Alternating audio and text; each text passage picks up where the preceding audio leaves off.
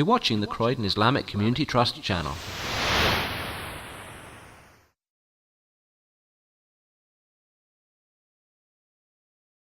Allahu Akbar, Allahu Akbar, Allahu Akbar, Allahu Akbar. Ashhadu an la ilaha illallah. Ashhadu an la ilaha illallah.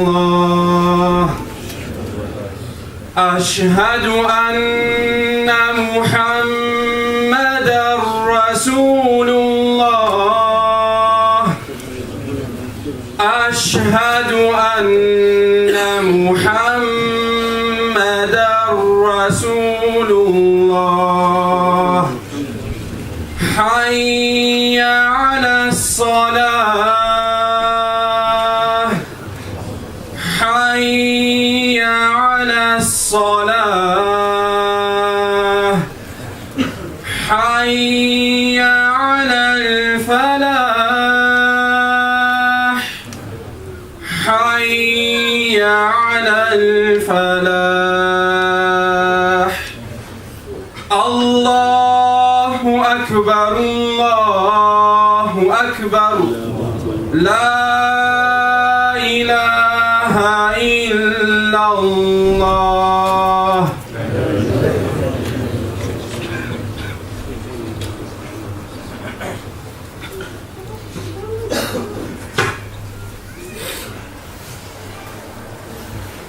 إن الحمد لله نحمده ونستعينه ونستغفره ونعوذ بالله من شرور أنفسنا ومن سيئات أعمالنا.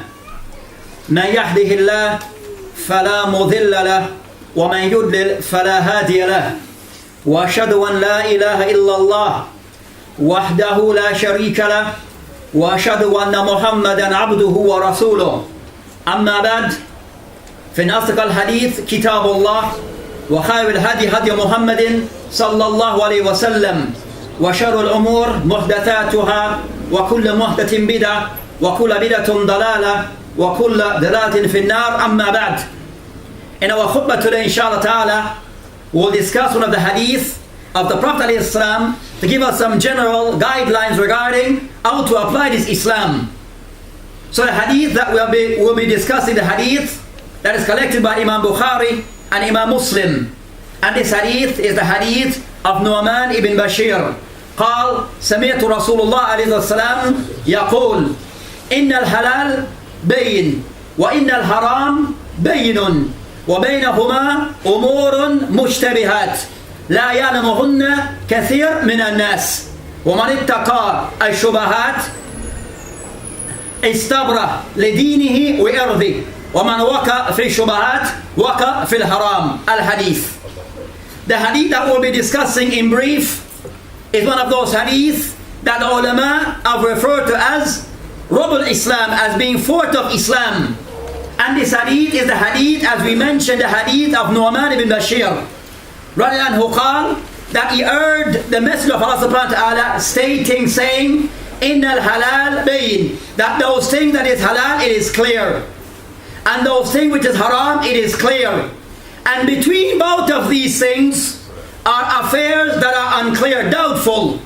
The person who avoids these doubtful matters, and these matters are not known to most, the one who avoids those things that are unclear, the one who avoids those things that are doubtful, such a person will retain his honor and his deen.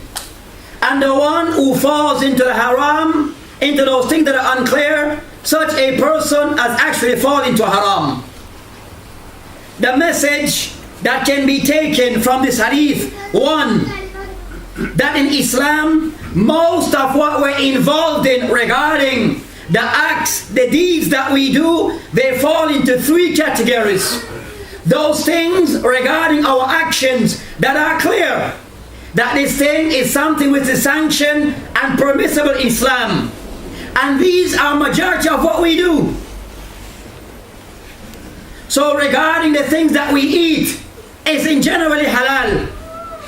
The thing that we are allowed to say, we know what is halal. But also, the Prophet Islam mentioned, and also that there is thing which is haram in Islam. That there is thing that Allah subhanahu wa ta'ala or His Prophet Islam have told us not to do. And these are the things that we have to avoid. So in general, as a Muslim, our deen is two parts. Things to be done and things not to be done. And each of us need to know what are those things. The haram, that those things that Allah subhanahu wa ta'ala told us to avoid. There are many. And most of those things in our understanding of Islam, they're very clear. Lying is haram. Cheating other in our business is haram. Smoking is haram. Not praying is something that is haram. We should be praying. Looking at women in the street who are not dressed properly, or even if they are dressed properly, is haram in Islam. The Muslim who curse other Muslim, these are things which is haram in Islam, and it's clear to most. Where there's no discussion, what it is haram, is it not? We are clear regarding these matters. Then he told us, alayhi salam, of a third category of things involved in Islam. Things, as he mentioned, mushtabiyat. Things that are unclear, doubtful. In the sense, most of us may not be clear regarding these matters. Sometimes we are clear that the matter is haram. But in a particular situation, we're unclear. I divorced my wife 3 times in one sitting. We fall into this many times. So saying to my wife, talaq, talaq, talaq. But in one setting, is this something which is halal or haram? We are in doubt. But we know divorcing is halal. But saying it 3 times, is this permissible or not? We are in doubt. So these are the affairs which is of the doubtful matters. To most of the Muslim, but to a group of Muslim, it is thing which is clear, and they are the people of ilm. Showing that as a Muslim, the more we graduate, the more we try to lean and put emphasis in understanding much about our deen, then it makes our life more easy. Makes things much more clear. It removes those doubts regarding matters of our deen. So it shows as a Muslim, in trying to be of that person who can clearly distinguish between the halal and the haram, it requires knowledge. Not because my name is Muhammad, I know everything. Because my ancestors are Muslim, so I know Islam. So the Muslim, we have to try to be clear regarding our deen. So the halal and the haram in most cases clear. But the area of discussion is those matters which are the mushtabihat. Then the Prophet Islam went on to add to this discussion. لا يعلمهن كثير من الناس. Unfortunately, most people are unaware of these things. Those things that are doubtful. Not of doubt is used in smoking cigarettes. That's not doubtful. Lying is not doubtful. Cheating the people is not doubtful. Having these racist tendency towards other people based upon their colors, those are not doubtful things. So the doubtful things are those matters. We give an example. We have an idea where it lies, but we're unclear. What's the deal regarding this matter? Then the Prophet Islam, he gave us a system as to approach matters that are doubtful, not matters that are clear. What is the procedure to be followed regarding matters that are doubtful? And bear in mind, sometimes we put ourselves in doubt. try to explain away things that are clear to make it seem doubtful. So the brother or the sister who's on the phone, on their WhatsApp or their what's not, talking all night in the name of giving dawah, but all you're doing is just chatting down the sister, or the sister chatting down the brother. That's not doubtful. Don't try to make it seem doubtful. Chatting down the sister are those things to be avoided. It's clear what's our stance regarding this in Islam. So let not try to explain things away and make it seem doubtful when the case is not. So the Prophet ﷺ, he gave us the way forward regarding matters that are doubtful.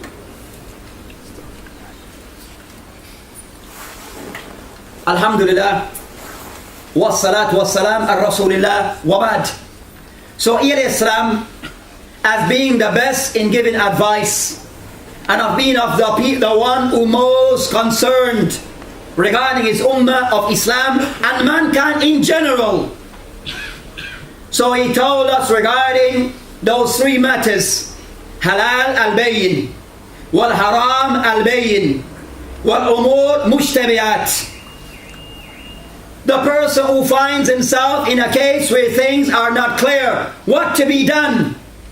So Islam being a very straightforward religion that gives clarity, the Prophet ﷺ gave us a clear procedure regarding those things that are doubtful. What is this? فقال عليه السلام من اتقى الشبهات استبرأ لدينه وإرضه. The person who avoids those matters that are doubtful, then such a person of safeguard his religion and his own honor. Meaning, the person who finds himself in a situation where he deems a matter to be doubtful, the way to deal with it is to avoid it. Of the ways to deal with a matter which is doubtful, either one, ask questions from people who are qualified.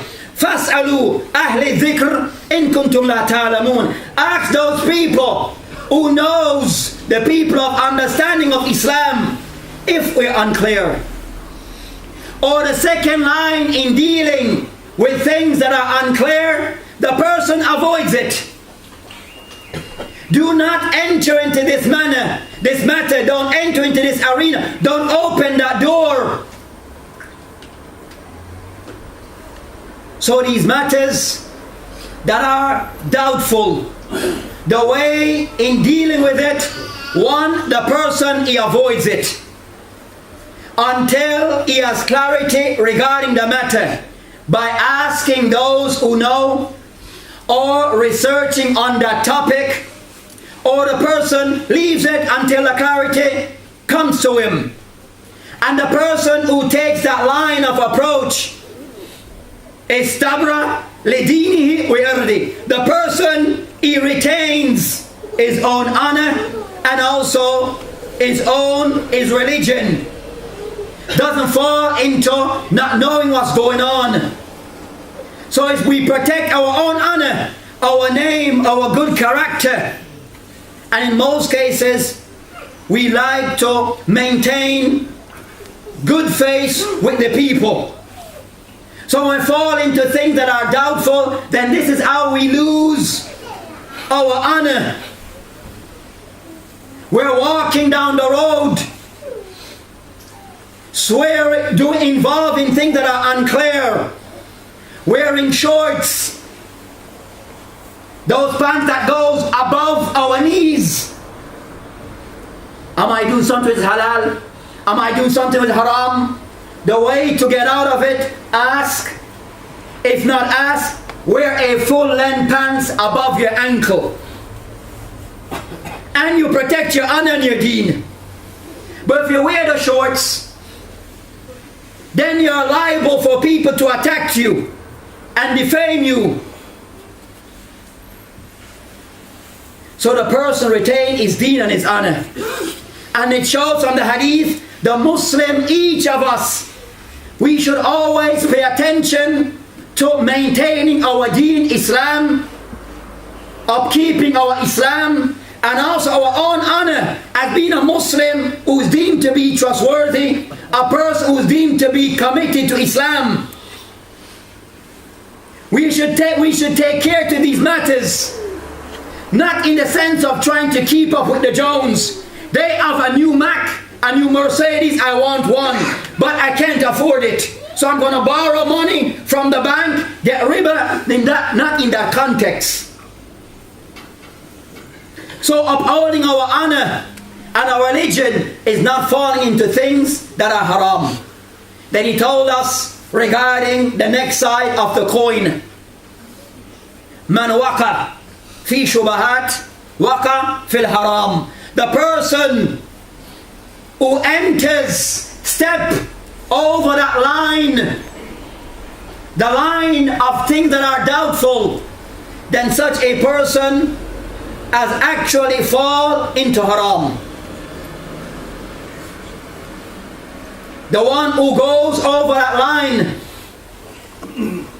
then he's most likely to fall into things which is haram. So it shows the Muslim that in general, that we try to do things based upon clarity. The brothers inform me, as we've been known, that Ramadan is just 2 months away. Seems long, but in reality, very short. Ramadan, we will deal with things of those 3 categories on that list. Halal, bayin, regarding the ahkam of Ramadan, that each of us should know. And most of us already know. Not eating, not drinking, no sexual relationships. And also regarding the haram, as we just mentioned, regarding Ramadan. But also, thirdly, there are things that are unclear. Now is the time, for 8 weeks away from Ramadan, to start to prepare. Why not? So we can enter Ramadan with clarity. We know the halal, we know the haram, the things that are unclear, we have covered them. We put them behind us by knowing the ahkam relating to these things. So don't just wait until the next day is Ramadan. Then we want to know everything. Start our preparation now. Start getting out the books on the shelves and understanding the ahkam of Ramadan, so as not to fall into the shubahat. And if we clear the shubahat, we protect our deen and our own honor. The chewing gum during Ramadan is halal or haram. I'm not eating it, I'm just chewing it. I'm using toothpaste. Is it halal? Haram? Let's start to research those matters from now, so as we can protect our religion and also protect our honor. So this is looking at the hadith, as we mentioned. Imam Abu Dawood, he mentioned this hadith, Rubul Ilm, is a fourth of our knowledge of Islam.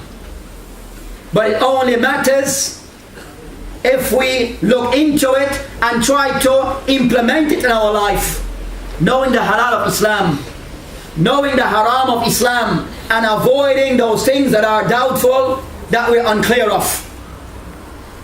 With this, inshallah ta'ala, we'll end our khutbah. وَبِاللَّهِ تَوْفِيقٌ وَهَذَا السَّبِيلُ وَآخِرُ دَعْوَانَا الْحَمْدُ لِلَّهِ رَبِّ الْعَالَمِينَ وَأَقِيمُوا الصَّلَاةَ.